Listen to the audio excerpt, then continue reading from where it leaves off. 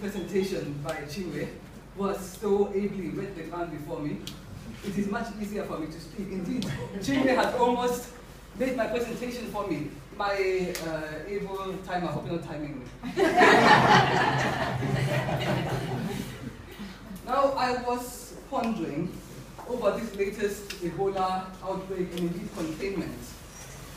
And it struck me that just one person, the index case, infected 19 people.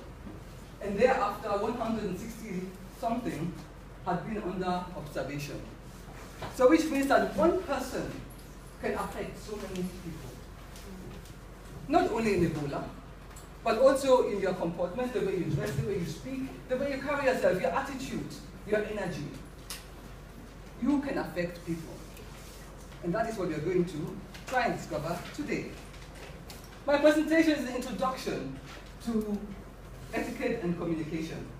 Now, communication, as Chinwe has also put it, is in different ways, in body language. It can be verbal and indeed non-verbal.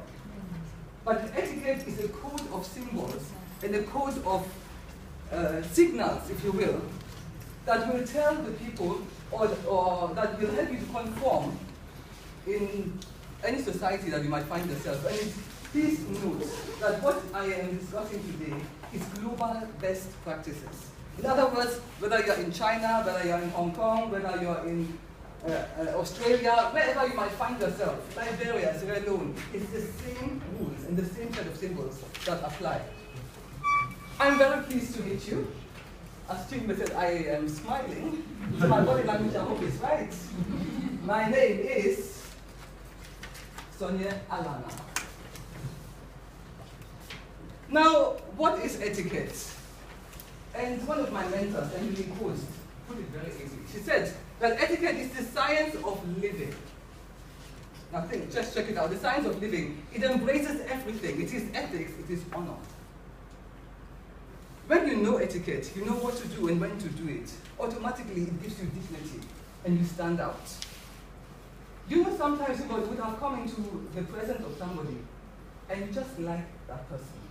You just want to know more about that person and you want to get closer to the person. But if somebody asks you why, you can't just quite put your finger on it. Sometimes it is just doing things that are right, in the right way at the right time, that will help to get, to project such an image. We have a quick agenda this afternoon. We're going to look at the relevance of etiquette. Why etiquette?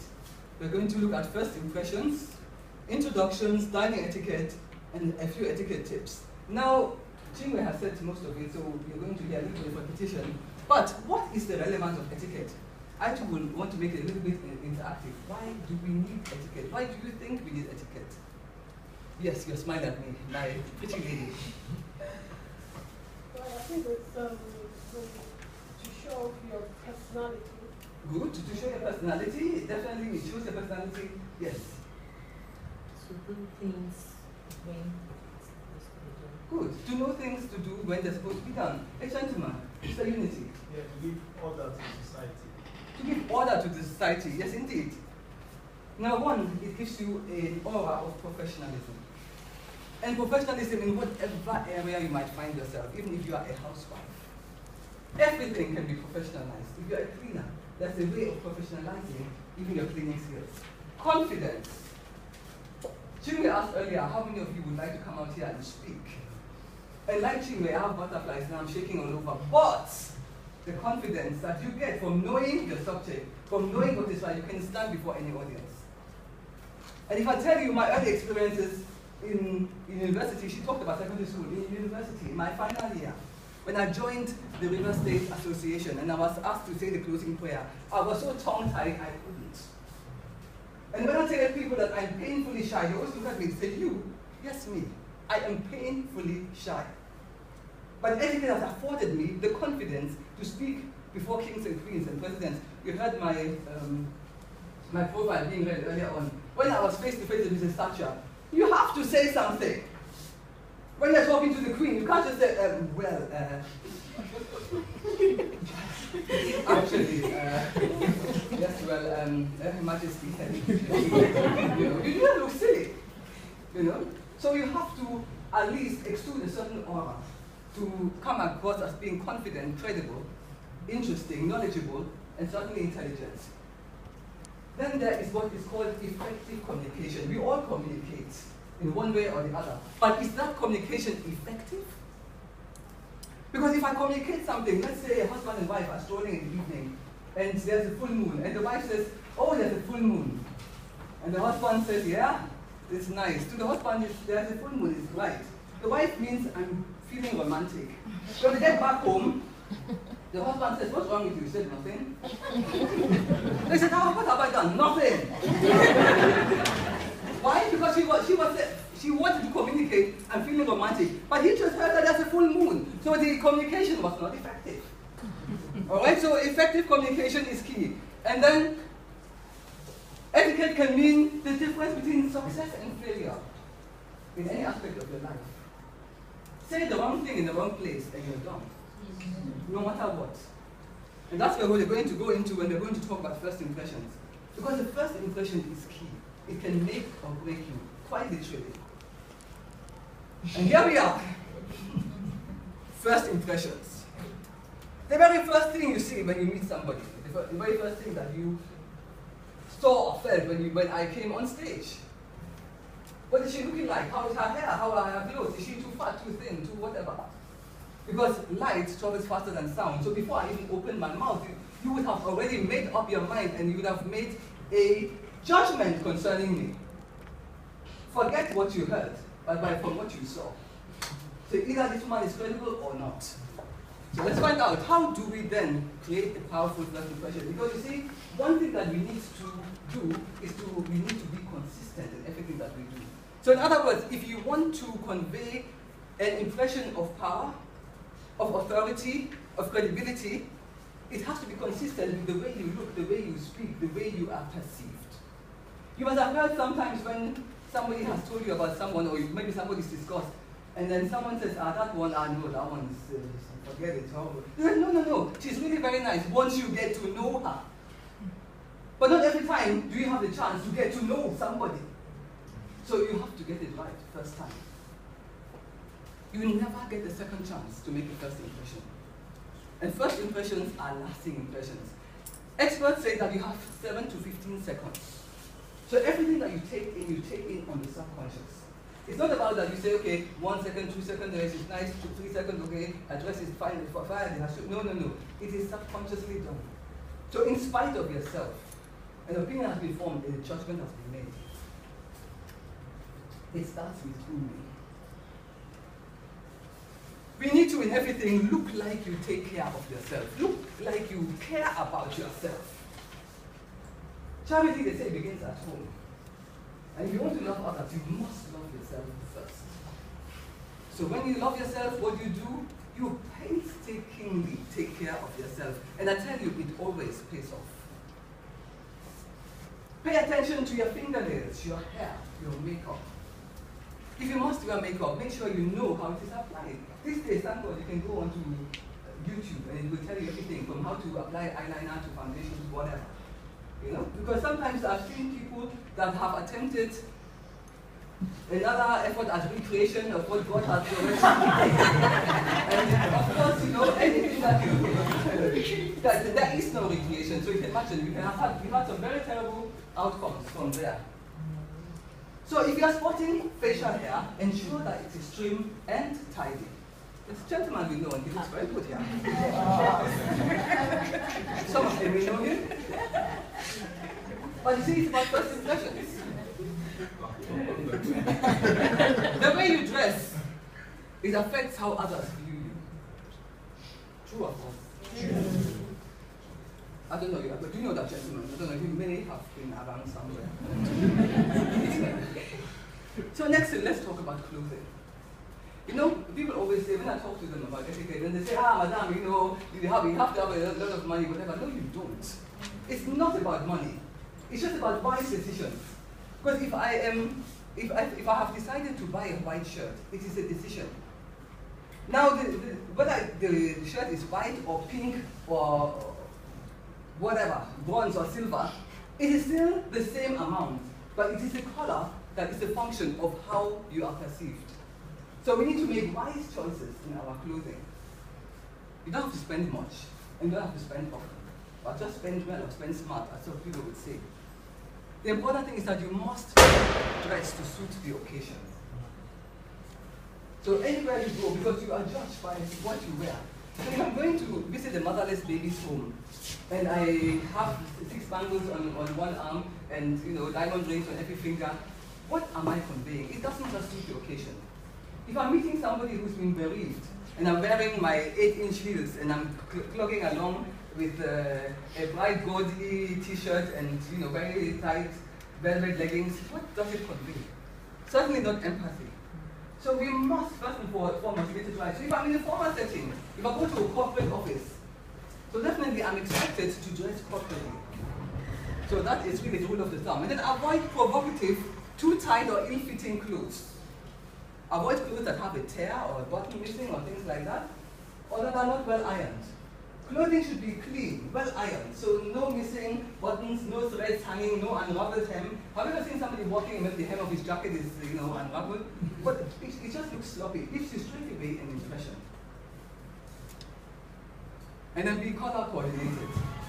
Now color is another subject all on its own. Because the colors you put on have an effect both on you and on the person that is looking at you. So sometimes if the color is too sharp or it's really heavy on the eye, in fact, subconsciously I just say, next. No matter how intelligent you might be, no matter how pertinent the subject you're bringing to the table, in my mind, I'm just next. Because the color, it just doesn't bring it. And it's very important, especially when you are coming to the negotiating table, and that is why you find in serious businesses, like in banks, etc., they have decided to have very serious and conservative dress codes. Something dark, something that doesn't look too flamboyant. Have you ever seen a leader of heads of state, and a meeting of heads of state, where you see the heads of state wearing maybe flowered ties? You will never see it. You will never see it. And there's a reason for that. I'll get into that in a minute.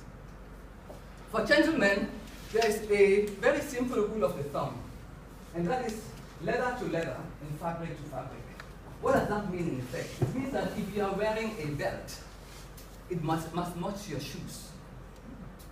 And your trousers must match your socks. Because your socks are supposed to be an extension of your trousers. Now there's nothing more unsightly than a man sitting down, crossing his legs, and then he has you find a hairy, very hairy chin staring at you. Or they have some Michael Jackson socks, maybe they're wearing a navy blue suit or a black suit, and then the socks are white. Or they're wearing tennis socks, or all kinds of funny things. We see them, even in the corporate world. Okay, so that's a very easy way. So if you're wearing a brown belt, wear brown shoes. If you're wearing a black belt, black shoes. Gray trousers, gray socks. As simple as that. Don't get into all this pink and stripes and all that. That can go for a smart casual. So let's not confuse the corporate look with the casual look. And I dare say, as Toastmasters, we are all leaders in the making. Because that's the whole point. Why are we here? Because we want to make a difference. There are people that are out there right now at the fish joint and all that, but we're sitting down here. We're trying to get something. Why? Because we will make a difference. And like I said, by the time we step out of here, like that Ebola virus, it will spread. Whatever it is that we are imbibing today, let it replicate. Let others know it. Before you know it, we have a society that is much more together and on point. So you're never fully dressed without a smile, as Jimmy has so rightly said earlier on. Facial expressions. Here we go. Now these people certainly look animated, they look happy, they look excited. So the way your facial expressions appear is very key. Are you looking interested? Are you looking bored? I'm not going to go over it again, she has already said it. But smile often. Smile often. And then frowning conveys the impression that you're difficult or indifferent. And there's really nothing worse on earth than being indifferent. Jewelry. Aha. It should be subtle. When you're talking about professional environment, let the jewelry be subtle. And avoid pieces that will clang, rustle, etc. when you hand rest on the table, or they make noise anytime with any small gesture or head movement. If you have this chandelier, earrings. Every time you turn your head, you can like a vacuum. You know? And so people are distracted, by that. Then we have the law of 13, which must be respected at all times in a corporate environment. Now, what is the law of 13?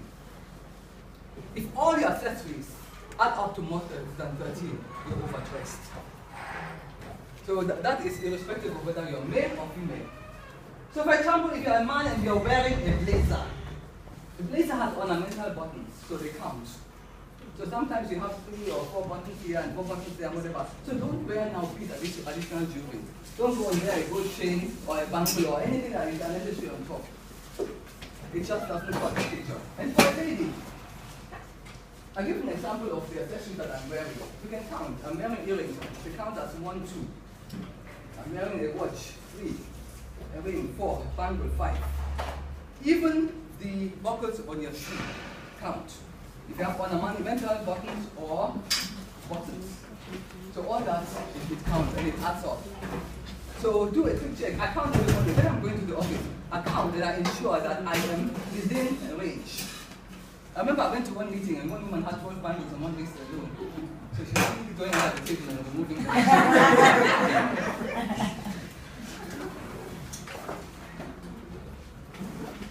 And then, but if you're wearing large jewelry, alternate it with small jewelry. So in other words, if you're wearing large earrings, don't wear a large bangle, a large wristwatch, large wrist, so alternate. If you're wearing a big watch, wear small earrings, and so on. And you, again, as I said, on the subconscious level, you just come across as being so much more formal and poised and professional. Posture. Sit on the front half of your seat with both feet on the floor. Back straight, shoulders back. Posture is very important because posture is what gives you presence. The way you walk into a room. For example, you're walking into a meeting, into whatever, your board meeting or whatever.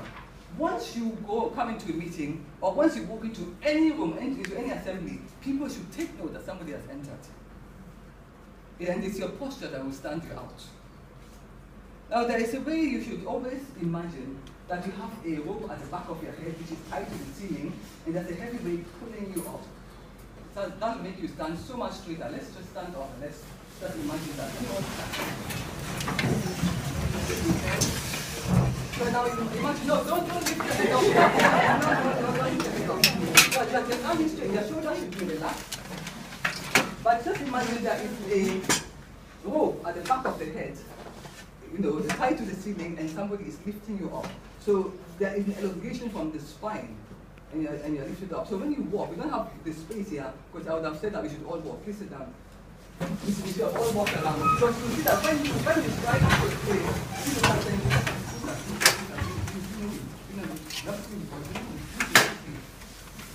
we find because there is presence. When you walk as if you own the place. You know what it's all about, even if you have no clue what they're doing there. But you walk as if you do. You make eye contact, make sure that you survey the place, and people say, oh my God, please, that's the Oga. Because you see, we are on a journey. Don't forget, we have not reached our destination. Our journey is that we want to reach our full potential.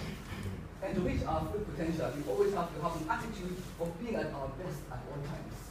You mustn't be caught napping at any point in time. And one thing I always tell my team is that always dress as if you're ready to meet the president. So whether it is casual or not casual, because when I was working with the president, one time I was in the market. It was a market, and then my chief of protocol called, Scope, and he said, Sonye, please come.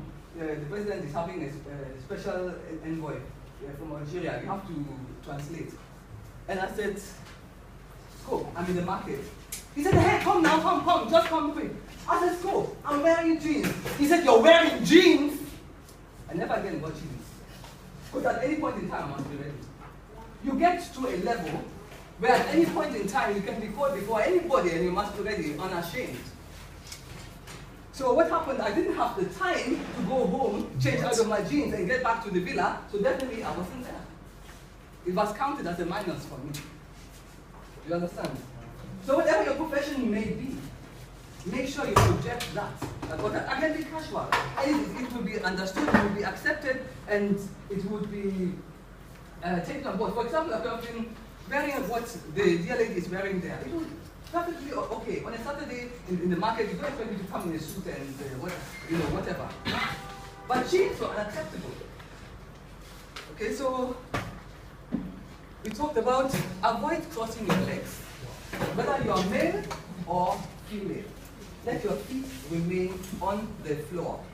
If you are a female and you're sitting in the front row, you're going to sit like this, my lady here. Sorry, you can't really see her. But the point is that you put your feet together, slant them slightly at an angle, and then shift your knees. Okay? If you ever watched the Queen's portraits and all that, where she sits with her family, you never see anybody crossing their legs and sitting anywhere. So crossing a leg is an absolute no. Whether you're male and female. And in some cultures, it is even deemed to be an affront, a direct insult for them to see the soles of your feet, in China in particular.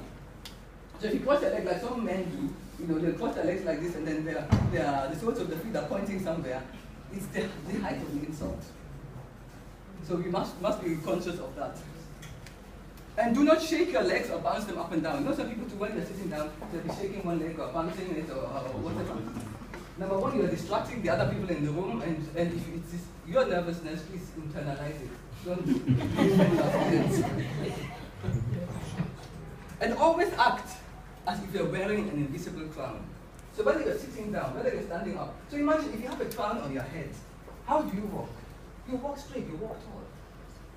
You must make sure that you always, you're sitting up straight and your posture is correct. Because if you bend your head, the crown will fall. So we can't allow that crown to fall. Or want it to fall? No. Gesturing. You may gesture to illustrate the point. That's what I'm doing now, and as Chinwe has taught us earlier on. But don't place your fingers together, or play with your pen, or flick your pen. Some people, when they're there, they're flicking the pen, or they're doing one other things. Because once you do that, again, you distract. And please, gentlemen, never ever put your hands in your pockets. Irrespective of how nervous you may feel, how inadequate you may feel, and all that, whatever we feel, we don't show it. And I remember my staff, sometimes they come to me and they say, Madam, how do you do this? I say, what? They said, they can never read my expression. And sometimes they come and say, is Madam angry? Is she whatever? I said, they don't know. So you are not, you get to a level, you don't show whatever it is that you're feeling. You don't show your emotion. Because you are in charge. Because by the time you let loose, all is lost. If you unravel, you can imagine, remember what we said about effect. So suppose you hear a story that, okay, your sister just giving birth, you say, hey, praise the Lord, oh, hey! And everybody will shout, will be looking, whatever. That is personal to you, so keep it to yourself. An example I always use to illustrate is President Bush when the Twin Towers collapsed in the US. He was reading to a group of nursery school children. He was reading them a book. By the time the second tower was hit, his security detail walked up to him and said, Mr. President, the United States is under attack. The World Trade Center is under attack. Second tower has just been hit. He just looked up, went back and said, and then the cat said to the dog, if you sniff very hard, you can do this. And nobody read anything. He may have cut the story short, most possibly he did, and said, and that is the end of my story. Wasn't it a nice story? And they all said, yes, they clapped and whatever. He shook hands, took a picture with them, took photograph, and then went to attend to state matters. He didn't say, God forbid! What? He said, I beg, matters of state, I'm out of here. Because even if you had gone, what would you have gone at that point anyway? Would you have gone to hold the towers up? Certainly not. So compose yourself. Composure is a sign of leadership. Public speaking.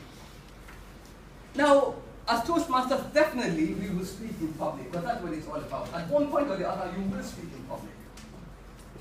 And one thing, anytime you're called upon to speak in public, always find out what the backdrop is like. The color of the backdrop, the backdrop of the podium from wherever you are to speak. Why? Because you must stand out from the background. You must complement, but at the same time stand out. Now, if I had been wearing green here, and have just faded into, would have been part of the wallpaper or something. You know? But the point is, you want to project. You're projecting. So you see, the white man says that the devil is in the detail, and indeed it is. So every detail you must take into account. When I wanted to get dressed to come here today, I looked at our outfits, and because I'm privy to the environment here, I said, no, I can't wear this, no, I can't wear that. Then if you're on camera, you know, sometimes if you are to speak on camera, let's say you have a TV interview, don't ever wear gray. Gray is a no-no, okay? So you must project. I'm sure you must have heard of the term power dressing. Has anybody ever heard of the term power dressing? Because you see, we dress to dominate, we dress to give an impression. And that's why the world leaders do as if they all go to the same market. All their suits are dark. They're either black or dark blue. Their shirts are white, and then they have a strong collar tie. As I said earlier, they don't have flowers on their tie or stripes. They take a block color because it shows authority. Because you don't want to appear as being frivolous or just flighty. You want to make a statement. You want to come across as credible. So we have now the rule of 12. Now what is the rule of 12? The rule of 12 is the first 12 words that you speak. We have already talked about making an entrance, getting into a place with your shoulders squared, making sure that your crown doesn't fall and all of that. So you come in with presence. And the next thing, you open your mouth to speak. What are the first 12 words that you're going to say? I mean, I don't mean that you're going to count how 1, 2, no. But definitely you're going to meet someone. Will somebody meet me? The lady in Fusha, please come and meet me. Yes. So please, you come quietly. Just come quietly.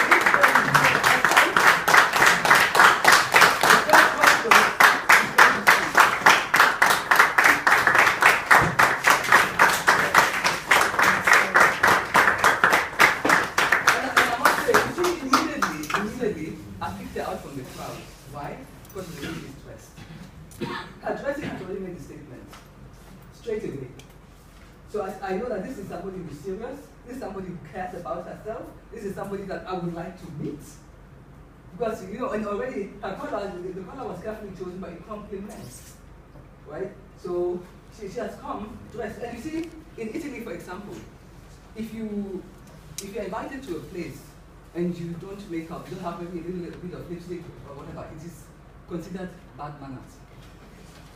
So when you're invited to a place and people see an effort that you have made to come, it is a plus. So that is plus number 1.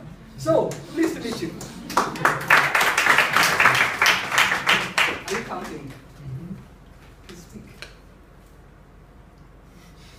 Hello, everyone. No, you're meeting me. Forget that. Good day. Nice inviting me.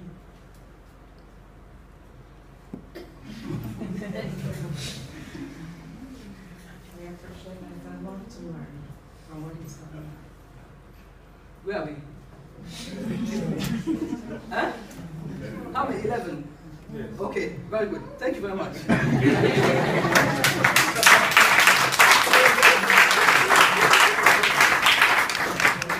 Okay, so what you said is actually very good. She greeted me. She said she was pleased to meet you, to meet me, and that there was a lot to learn from what was going on. So already she keyed into what is happening, which is very positive. The first thing I had expected her would have been to introduce herself. Madam, it's a pleasure to meet you. I am so and so, and etc. etc. But we're going to get to introductions in a little while. But you see, as I said, the first few words that you speak, they count. So already she looked pleasant, plus number 1. Her words were okay, there were no M's, arms, So all of that, she came across as very credible. Next is the first 12 steps. We stride into a room. You keep your head straight. Remember, the crown mustn't fall. The crown must not fall. That crown is on your head. From now on, right now, that crown is on your head. If I see any head bend, then that crown will fall in the that crown must not fall. So when you walk into a place, the first 12 steps, you survey the place, you make eye contact, you smile. Sometimes you make eye contact and you quickly look away. Has it ever happened to you? Maybe you're somewhere there, you look at someone and hold eye contact, smile, way it shows that you are in charge. You already have the upper hand. And especially in an official setting, you know, it is really warfare. It's a psychological warfare that we're in. We're always in competition. I've worked with an oil company, as you've heard, and I mean, we are in competition with all the others. We want to be best in class. So if I can get my team to have that, we have the critical edge. We want to develop what the critical edge. So you make eye contact, hold it, smile, and then move on. And you find that the person actually relaxes and smiles and thinks, oh, that person's nice. The next is the first 12 inches. What are the first 12 inches? The first 12 inches are from your head to your neck, or from your neck up. Because the first thing that you see when you look at somebody, you look them in the eye, you see their face. So you can see whether they have lipstick on their teeth, or whether they still have the remnants of etiquette between their teeth or something, or whether they need a haircut, or they have dandruff in their hair, or all those kind of things. I remember there's a man I used to meet, very high up, but he had dandruff, so anytime he shook his head, there was a little, you know, like, yes, a spluttering of dandruff, which was very unsightly, very ugly, and whatever. But those are the kind of things that can either put you off or attract you to a person. So you must make sure that you are well groomed, so that the head, your hair is in place and all of that. Thereafter, we have the last 12 inches. And what are the last 12 inches? It's from your ankles to your shoes. I've already said that hairy calves are a no-no. Your shoes must always be clean. They mustn't laugh or even smile. So it must all fit together. Now we are going to get into introductions. Here in introductions, first and foremost, we can see straight away there is a handshake and that their eyes are locked. When you're meeting someone, always, and then again, look straight into their eyes. Don't ever meet somebody and look away or look down or whatever. Make sure you make eye contact, hold the eye contact, and continue. So, may we know you. Kindly introduce yourself. My lady in black.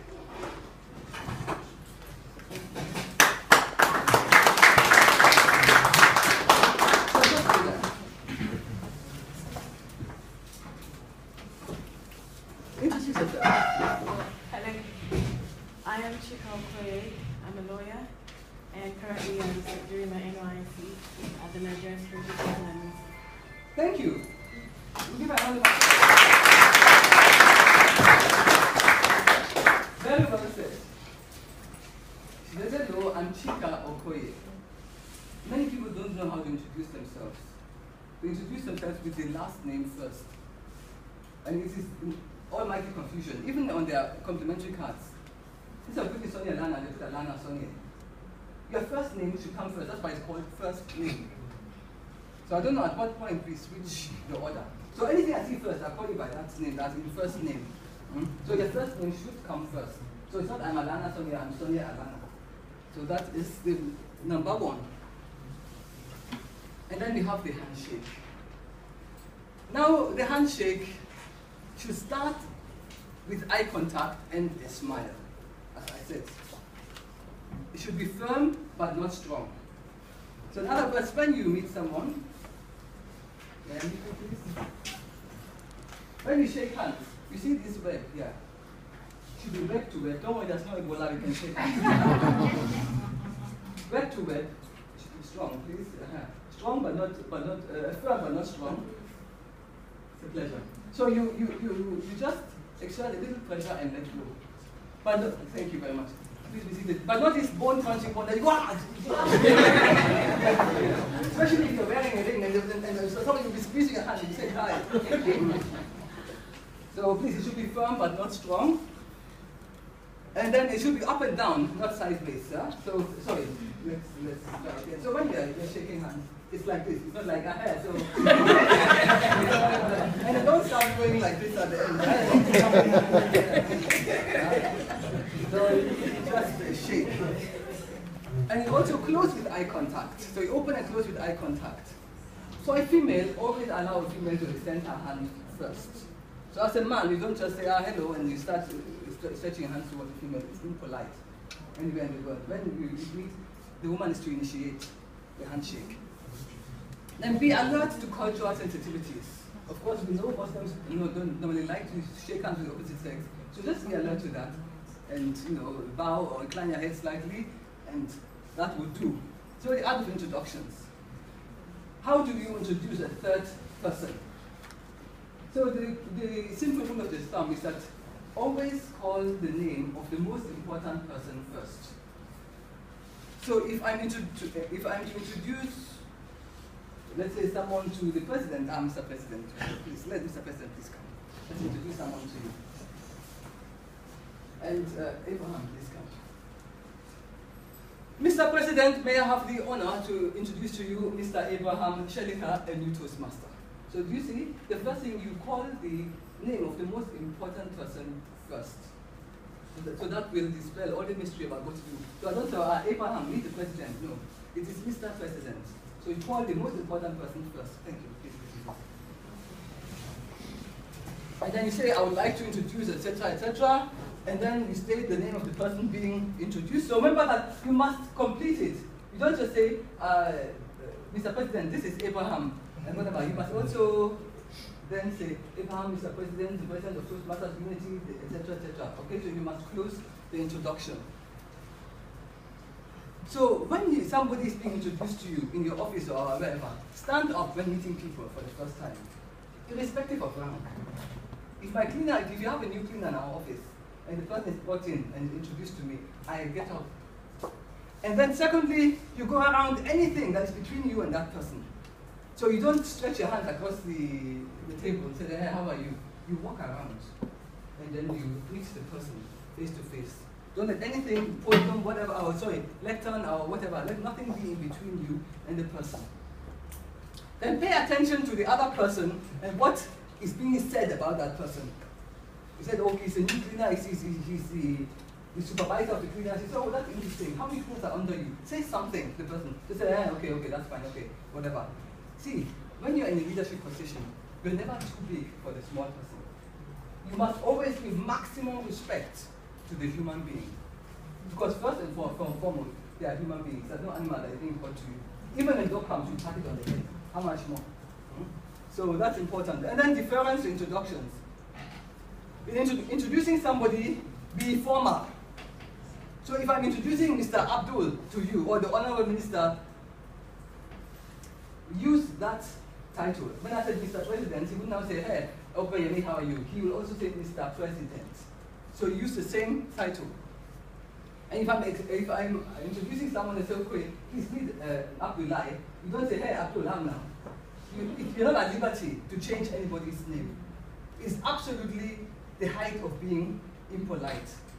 Right? So you don't change someone's name except you are being offered to do so, or after some time the familiarity permits you to go to that level.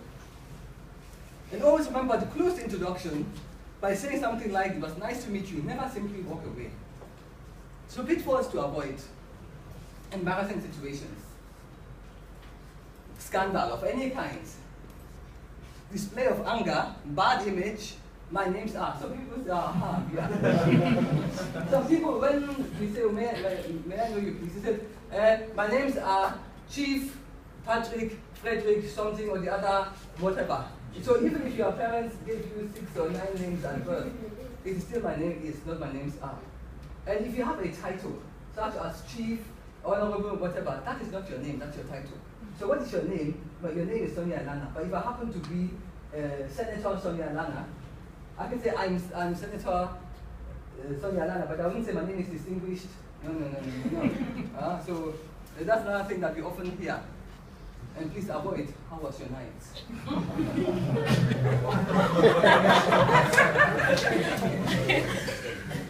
Everybody says it. Good morning, Ma. Say good morning. How was your night?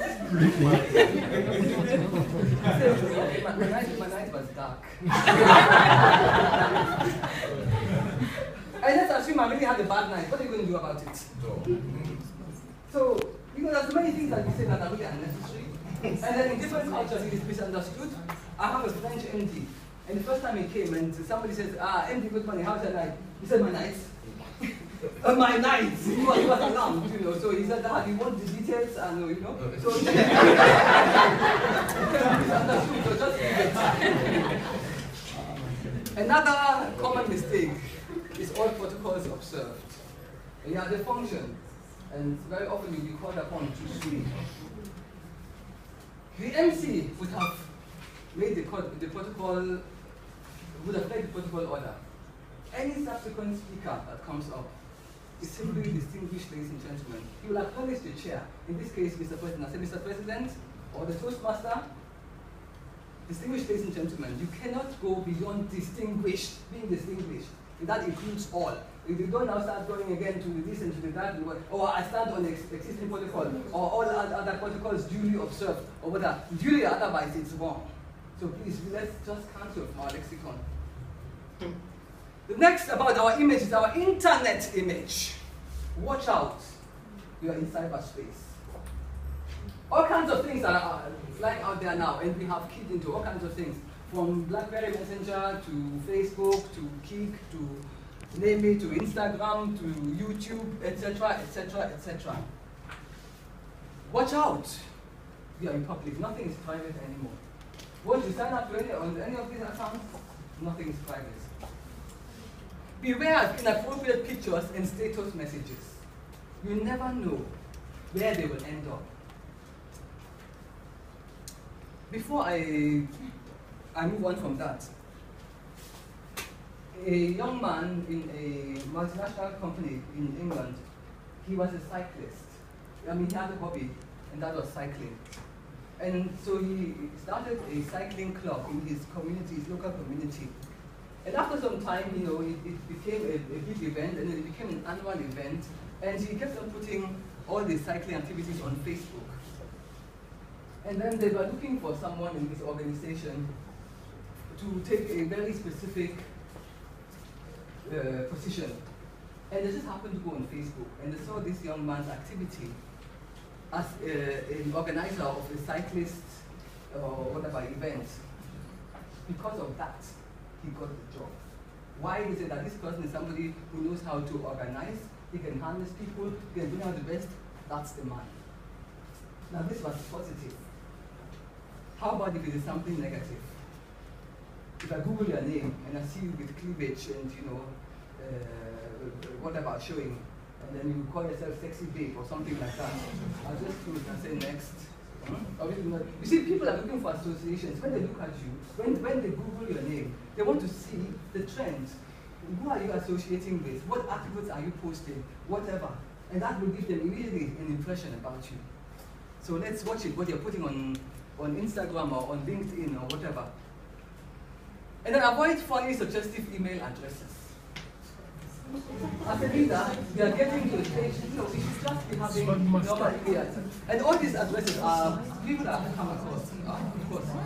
Sexymama@something.com. Why talk to me now at something.com? Swaggermaster@something.com. And they say, please man, really send me your presentation and I get this kind of address. I mean, come on. Where are you going? You see, the point is that if at any point in time you think you may become a leader, you may become an influencer in this society, don't wait until that time. Start now. So if ever you think that you may be the president, begin to behave like the president now. It's not a matter of because that way you will get there, because it will be too late. Because people are going to follow you and they want to see consistency in your actions and interactions. So we need to be careful. So what comes up when people Google your name? You know, let's watch it. And by the same token, if I Google your name, I don't see anything at all, it's equally bad. Because it means that in this present age, you are not even there. Forget it. You know, so something needs to come up. Social media. Oh dear, the pain of the mobile phone. I'm glad I've not heard anyone ring since we entered here. But sometimes people just can't do without their mobile phone these days, and you see them, they're always forever scrolling and looking or texting or whatever. And sometimes you want to make conversations that you see pinging and whatever. It is the height of bad manners. The absolute height of bad manners. When you're in presence of somebody, your phone should be out of sight and certainly out of earshot. Now, dining etiquette, very quickly. When you look at dining etiquette, because at one point or the other, I see that you're going to be faced with the formal dining experience. This is what the table, a classical formal dining table looks like. And really looks like a dining wilderness. How do we demystify this thing? Okay, table setting. You have here your plates, and then you have your cutlery. Oops, sorry. You have your cutlery on either side. Now, how many meals are we, how many courses are we expecting here? 3 courses. Why? Pardon? Number of plates? And cups? It's actually the cutlery. It's the cutlery that determines how many courses you're going to have. So when you sit at when you're going to for a formal meal, and you see 5 cutleries lined up on either side, it means you're going to have 5 courses. Here, you see a spoon at the very edge, which means that the meal is going to start off with a soup. Okay, then you have a salad fork, and then whatever, dinner spoon, etc., etc. And then here you have your glassware. So what to use? For your silverware, start furthest from the plate. So when you're going, you can't just use any, you can't be any more, I'll use this one. No. You start furthest from the plate and you work your way in. So with each course, you come closer to the plate until you get to the main course. Okay, the bread plate is to the left and the drinks are to the right. Because you know, you see plate here, whatever, sometimes they have even a bread roll on it, and then maybe you're taking one, and then maybe see the neighbor has taken it, and you say, oh, should I take this one, is this one mine, or whatever. So your bread is always to the left, and your drinks are to the right. And if your silverware is soiled, don't clean on the napkin. So people, that's what they do. It's also bad manners. As soon as they sit down to get a napkin and start cleaning with the silverware, don't do that. Even in private homes, because it's just such a habit. You just clean. If you come to my house, you think I'm dirty? I mean, if you think so, then eat in your house. Don't just come to my house. It's just bad manners. Don't clean silverware. If it's dirty, just ask the waiter that could you please change it, and then that is that. And then once you have used utensils, rest them on the plate and not on the tablecloth. If you accidentally drop your knife or fork, don't pick it up. Leave it there and request for a new one. Because something that's on the floor, you cannot pick it up, put it back on the table. Either can you now hold it in the hand and say, this one has fallen, just leave it where it is. Okay? And then the knife and fork should be placed together, side by side, to the right of the plate, in the 20-past-4 position to indicate that you have finished your meal. And again, that is a signal that is understood anywhere in the world. So napkins. At the formal dining, you see napkins. What's the first thing you should do upon being seated at a meal? You take the napkin and fold it and put it on your lap. And if you rise from the table mid-meal, where should you place your napkin? So you need to get up, or somebody is calling you or whatever. Where do you put the napkin? On the arm of the chair or on the seat of the chair. Your chair doesn't have arms. That will indicate that you will return. So once the waiter comes and sees it, he will say, okay, he will just leave because he knows you're coming back. Only return your napkin to the table when the meal is completely finished. You fold it loosely, you keep it on the left side of your plate. So that indicates that the meal is over. Helpful hints. Liquids to the right and solids to the left. The clearer the liquid, the bigger the glass. So what's the biggest glass? Water. Next biggest glass? White wine. Next glass? Red wine. And so on. So that's it. So a few etiquette rules. Don't overload your plate at the buffet. When you go to a buffet, don't be packing. We have this packing mentality. Now when you go to a place, you just have to pack. And then every single thing, you see from a shopping dish, on the plate, on the plate, on the plate. And everything is dripping and whatever. And worst of it all is that you can't even finish it. Then you say this food must be itself. And then absolutely hard manners. And then napkin placement must be respected. Toothpicks should not be used at all.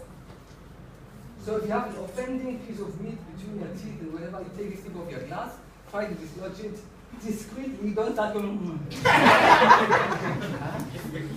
If it doesn't work, at some stage you excuse yourself, go to the next room and floss or do whatever it is that you have to do, but not at the table. Okay, chewing, small morsels at a time, and then conversation. Please make sure that when you're seated, you give equal attention to people on your left and then people on your right. So when you speak to the person on your right for some time, after some time you then turn and speak to the person on your left. You don't at any point in time just if you're back to one person, say, hey, oh, we are looking at what I was saying, that place. In fact, are you going next week? Yeah, we go. And ignore the person on the other side. And ladies, a lady always initiates conversation. If you are seated beside a gentleman, don't wait for the man to speak to you. A lady always initiates conversation. Dining tips: dispose of gum prior to sitting down. As a matter of fact, you should not be seen chewing gum in public ever. If you need to chew gum, chew it at home or whatever. The minute you're in public or in the presence of another person, there should be no gum in your mouth. Then blot lipstick on tissue before eating. Then purses, bags, keys, mobile phones, or whatever it is, do not belong on the table. Anything that's not part of the meal shouldn't be on the table. Those some ladies, they will sit down at the table, next thing you see their bag, bam, the evening purse. Or then the men, all their mobile phones, yeah. So you know you have Etiquette that you have empty. And then, in case you have noticed, iPhone 16. So it's not a matter of show. You don't want to see anything that's not part of the meal. When you put it there, I will eat it. And then use back hanger. Don't be putting bags on the table. Wherever you can, please use your back hanger. Elbows do not belong on the table during the meal, so you don't place your elbows on the table at all. You can rest your wrists. So it is. Let me illustrate it here. Your left hand is heavy. So if you're eating, you will be in this position. So it is always, hardly, never. So you must rest your forearms hardly. So it is your wrist. So always, hardly, never. So never rest your elbows on the table. So more etiquette tips. Punctuality is key. Always be on time. Make punctuality your priority. There is no such thing as African time. Be present, punctual, with positive participation. That should definitely be for Toastmasters. Present, punctual, with positive participation. And playing good manners. Circulate at the party or social gathering. So it's the food. Sorry, it's the people, not the food. That should be your main focus. And the rule of the thumb that I always give: anywhere you're going for a public function, be it wedding, formal dinner, whatever, eat properly at home. Because chances are that the food is late, your stomach will start rumbling, you can't concentrate on anything. By the time the food comes, you make a beeline, you're very, you can't hear anything, it's just food. Or suppose the food that we serve, you don't like it. But always eat properly at home. I was in South Korea, and they gave us a very exquisite meal. They had top restaurant and everything was raw. Raw fish, raw shrimps, raw meat, raw. We are just looking at the table, and of course, we smiled and played with the food on it. Of course, you couldn't eat it. You don't eat raw food. But we had eaten at home, so no big deal. But suppose we hadn't. You'd be saying, oh boy, we shall go to or whatever. You see, every public function has a purpose. So if it is a business meal, because you want to achieve something. So if you go and you do not achieve that thing, it is already a flaw.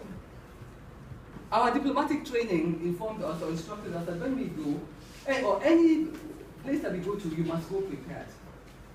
Either you want to know something about the political situation, you want to extract some information, you want to be better educated, so you must go prepared with questions. You have read the papers, you will be able to speak about something knowledgeably or whatever. So, and make that also a habit. When you go, be prepared.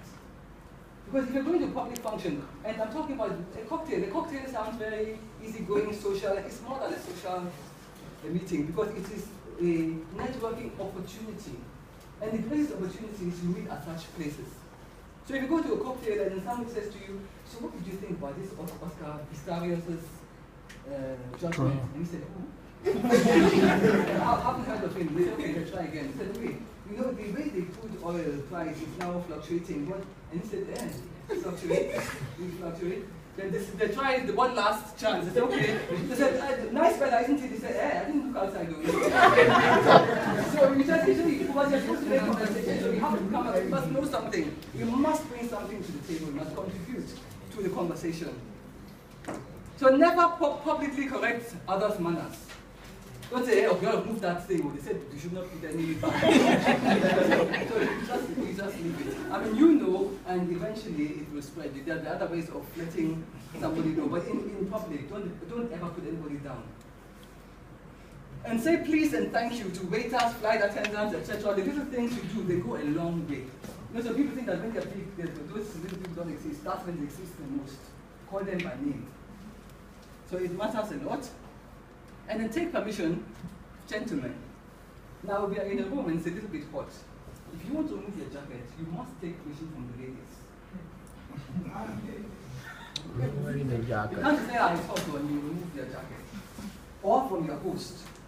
I remember when I was still in Foreign Affairs and we had a delegation from Greece. They came to prepare for the state visit of their president, and we were in the office of the Chief of Protocol in Foreign Affairs. And suddenly NEPA struck, or PHN, but it was NEPA at that time, and there was no lights. Now, the Chief of Protocol was in Abuja, and the Greek delegation, they were in their jackets, and they were sweating profusely. Because you see, protocol dictates that the chief host will say, gentlemen, please, you're permitted to remove your jackets, but then they would have done so. But he was wearing Agbada, so he didn't think. Or another thing is that if the chief host removes his jacket, it gives you, it indicates that you may do the same. But he was wearing Agbada, so he didn't remove it, didn't remove anything, so they were stuck in their jackets and they almost died. So, but if you're in the presence of a lady, and it's hot and you'd like to remove your jacket, you must ask for permission and say, may I remove my jacket? Do you want to remove my jacket? And she says, oh, please go ahead. And then you do so. Don't just say it's hot, or you just remove the thing. You know, it's cool. That is how it is. See, the difference between being ordinary and extraordinary is a little extra. But this polish that you're putting on, I tell you, there is no saying where it will end. A lady's handbag is part of a lady's dressing. A lady and her handbag should never be separated. And something we do here often in public functions at weddings and so on, the ushers will come and they just go straight for your bag and they will go and carry your bag and then take you to your seat. Please don't give her the bag. If you want to give a lady your bag, remove your dress too and give her. Because it's part of your dressing. So anything else that you're holding, the program, a folder, a laptop, you can give, but not your handbag. It is not a sign of being madam or big woman to give your handbag. Nobody touches it. Yeah, but anything else you may carry for me. Thank you. Avoid large handbags at formal functions. So don't go and carry massive handbags because everything they put coke inside. It doesn't look nice. Okay. And as I said earlier, use a handbag hanger wherever you can. Ha! The summary has come. We pondered the relevance of etiquette, did we not? So what do we think now? Is etiquette relevant or is it not?